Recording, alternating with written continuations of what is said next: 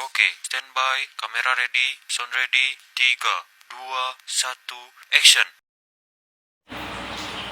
Assalamualaikum warahmatullahi wabarakatuh. Sebelumnya, perkenalkan saya Leni Putri Siti Barokah dengan NIM C1B023130.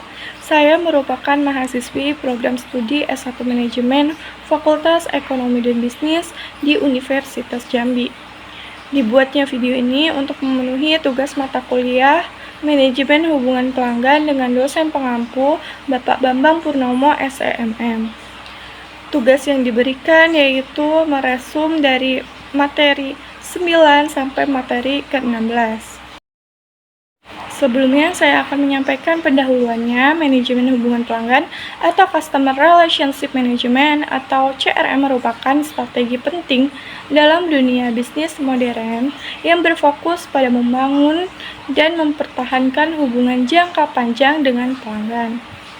Di tengah persaingan yang semakin ketat dan ekspektasi pelanggan yang terus meningkat, CRM dapat membantu perusahaan untuk memahami kebutuhan pelanggan, meningkatkan kepuasan, serta menciptakan pengalaman yang lebih personal dan bernilai. Lalu, lebih dari sekedar teknologi, CRM adalah pendekatan yang strategis mengintegrasi data, proses bisnis, dan sumber daya manusia untuk mendukung keputusan yang lebih tepat dan menciptakan loyalitas pelanggan. Penerapannya tidak hanya berdampak pada peningkatan efisiensi internal, tetapi juga memberikan keunggulan kompetitif yang berkelanjutan bagi perusahaan. Pada pertemuan ke-9 dengan materi pengantar Customer Relationship Management atau CRM dan implementasinya. CRM atau Customer Relationship Management adalah pendekatan strategis untuk memahami, mengelola, dan membina hubungan dengan pelanggan agar lebih kuat dan berkelanjutan. Materi ini menekankan pentingnya CRM dalam konteks modern, terutama di era digital yang kompetitif. Berikut ini merupakan alasan kenapa CRM itu penting. Yang pertama, CRM berperan dalam meningkatkan loyalitas, kepuasan, serta efisiensi bisnis. Lalu yang kedua, memberikan wawasan perilaku pelanggan secara mendalam dari data terstruktur. Ketiga, yaitu personalisasi layanan berdasarkan riwayat dan preferensi pelanggan. Kemudian implementasi CRM di Telkomsel. Telkomsel memanfaatkan CRM untuk membangun database pelanggan berbasis lokasi, perilaku, dan nilai pelanggan. Kemudian menyusun segmentasi seperti HFC dan non-HFC, lalu melakukan kampanye pemasaran melalui berbagai kanal seperti digital broadcast dan layanan langsung. Kemudian di masa depan CRM akan berkembang dengan yang pertama itu integrasi kecerdasan buatan atau AI untuk analisis dan otomatisasi. Lalu akses mobile CRM bagi tim lapangan. Kemudian pendekatan omnichannel agar interaksi lebih konsisten dan peningkatan keamanan data pelanggan seiring regulasi privasi. Kemudian pertemuan ke-10 dengan materi peran data analisis dalam optimalisasi CRM. Pada pertemuan ini dibahas secara mendalam mengenai bagaimana peran seorang data analis menjadi sangat penting dalam mengoptimalkan penerapan Customer Relationship Management atau CRM. Dengan semakin banyaknya data yang tersedia dari berbagai interaksi pelanggan, perusahaan membutuhkan tenaga ahli yang mampu mengelola dan menganalisis informasi tersebut menjadi wawasan yang berguna dalam pengambilan keputusan bisnis. Kemudian sumber data dalam CRM. Sistem CRM menyimpan berbagai jenis data pelanggan antara lain yang pertama informasi kontak seperti nama, alamat, nomor telepon, dan juga email. Kemudian riwayat transaksi termasuk pembelian, frekuensi belanja, dan juga jumlah pengeluarannya. Lalu data interaksi, misalnya percakapan lewat telepon, email, dan juga chat. Lalu ada preferensi pelanggan seperti produk favorit dan kebiasaan berbelanja. Lalu yang terakhir yaitu umpan balik dan keluhan yang mencerminkan kepuasan atau ketidakpuasan dari pelanggan. Kemudian analisis perilaku dan segmentasi pelanggan. Data analisis menggunakan informasi dari CRM untuk menyusun segmentasi pelanggan, misalnya berdasarkan usia, jenis kelamin, nilai pembelian, dan preferensi produk. Di segmentasi ini sangat berguna untuk yang pertama mengidentifikasi pelanggan bernilai tinggi, lalu mendeteksi pelanggan yang berisiko atau churn beralih ke kompetitor, lalu merancang strategi retensi dan pemasaran personal yang lebih efisien. Kemudian segmentasi yang lebih tepat membuat strategi perusahaan lebih terarah, lebih hemat biaya, dan juga meningkatkan efektivitas komunikasi dengan pelanggan. Kemudian manfaat CRM bagi analisis data. Dengan adanya CRM, analisis data dapat mengidentifikasi tren pembelian dan kebiasaan konsumen, menganalisis loyalitas pelanggan, serta perubahan perilaku mereka dari waktu ke waktu.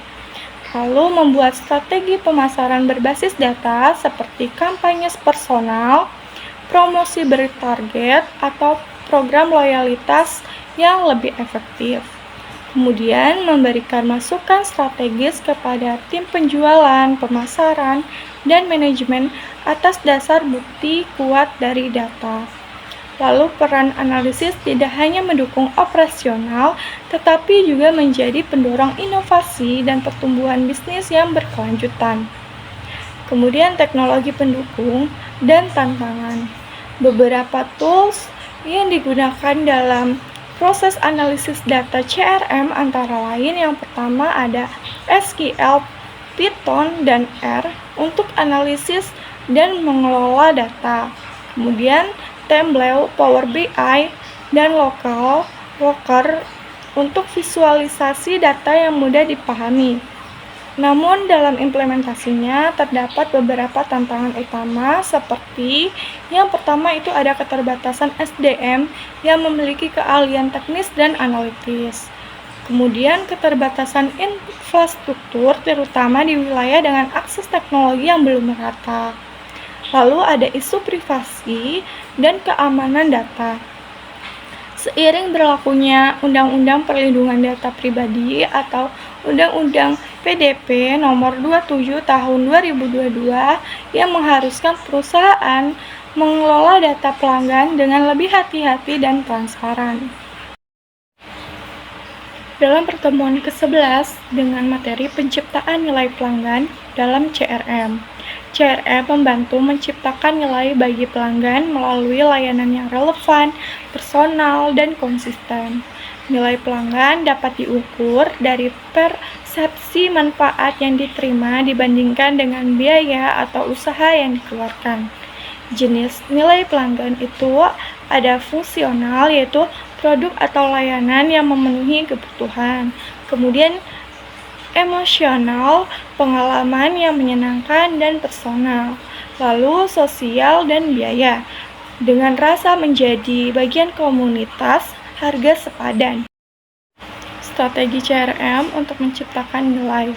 Untuk menciptakan nilai, CRM memfasilitasi berbagai strategi antara lain yang pertama, personalisasi komunikasi dan layanan. Dengan menggunakan data pelanggan, perusahaan dapat mengirim pesan, penawaran, atau rekomendasi produk yang disesuaikan dengan kebutuhan dan juga preferensi setiap individu. Ini dapat menciptakan kesan bahwa pelanggan diperlakukan secara eksklusif dan juga relevan. Kemudian, program loyalitas dan pengalaman multikanal dengan memberikan penghargaan kepada pelanggan setia melalui sistem poin diskon khusus atau akses eksklusif. CRM juga dapat mendukung pengalaman pelanggan yang mulus di berbagai saluran, baik offline maupun online, aplikasi, call center. memastikan pelanggan mendapatkan layanan yang konsisten di manapun mereka berinteraksi. Kemudian, penerapan di berbagai sektor seperti e-commerce, yaitu rekomendasi produk personal. Kemudian, telekomunikasi, yaitu paket sesuai kebutuhan pelanggan. Kemudian, perbankan, yaitu layanan keuangan sesuai profil nasabah. Lalu, kesehatan, layanan yang lebih personal dan mengingat otomatis. Hasil akhirnya dapat meningkatkan loyalitas dan kepuasan pelanggan. Kemudian, memberikan pengalaman yang lebih baik dan mendukung pertumbuhan bisnis jangka panjang. Pertemuan ke-12 dengan materi penerapan kecerdasan buatan atau AI dalam CRM. Kecerdasan buatan atau Artificial Intelligence atau AI merupakan teknologi yang semakin banyak digunakan dalam sistem Customer Relationship Management atau CRM. AI berfungsi memberikan kemampuan analitik, prediktif, dan otomatisasi dalam CRM sehingga proses pengelolaan hubungan pelanggan menjadi lebih efisien, responsif, dan terpersonalisasi.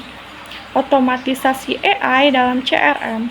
AI mengubah CRM menjadi sistem yang lebih cerdas dan otomatis. Beberapa bentuk otomatisasi yang umum antara lain yang pertama, pengisian data otomatis, kemudian penjadwalan tindak lanjut, dan pengelompokan pelanggan atau customer segmentation. AI juga dapat membantu perusahaan memahami pelanggan lebih dalam melalui teknik analisis lanjutan, seperti analisis sistemen, prediksi perilaku, lalu rekomendasi produk dan AI memungkinkan perusahaan berinteraksi dengan pelanggan secara real-time dan lebih responsif dengan chatbot 24/7 dan komunikasi personal. Kemudian, AI tidak hanya meningkatkan pengalaman pelanggan, tetapi juga dapat mempercepat kerja tim internal dengan fokus pada pelanggan bernilai tinggi, lalu juga lead scoring.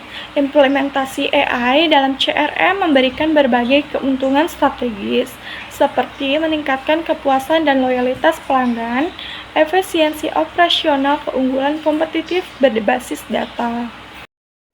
Pada pertemuan ke-13 dengan materi pentingnya peranan customer service dalam CRM. Customer Service atau CS merupakan ujung tombak dalam pelaksanaan strategi Customer Relationship Management atau CRM.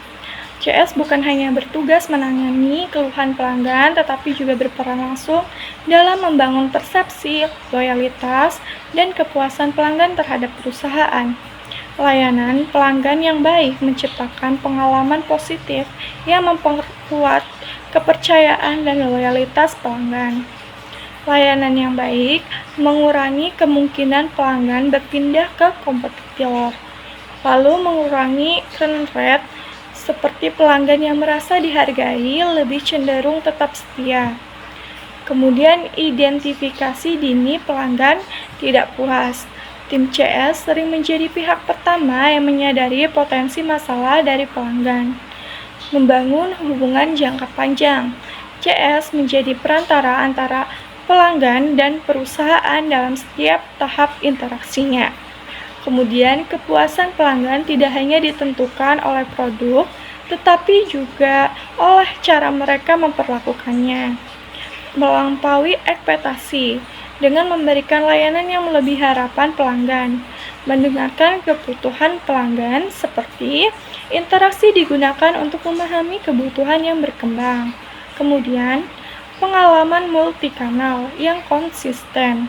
Pelanggan merasa nyaman jika layanan yang diberikan atau yang mereka terima sama baiknya di semua saluran, baik dari chat, telepon, email, dan juga media sosial.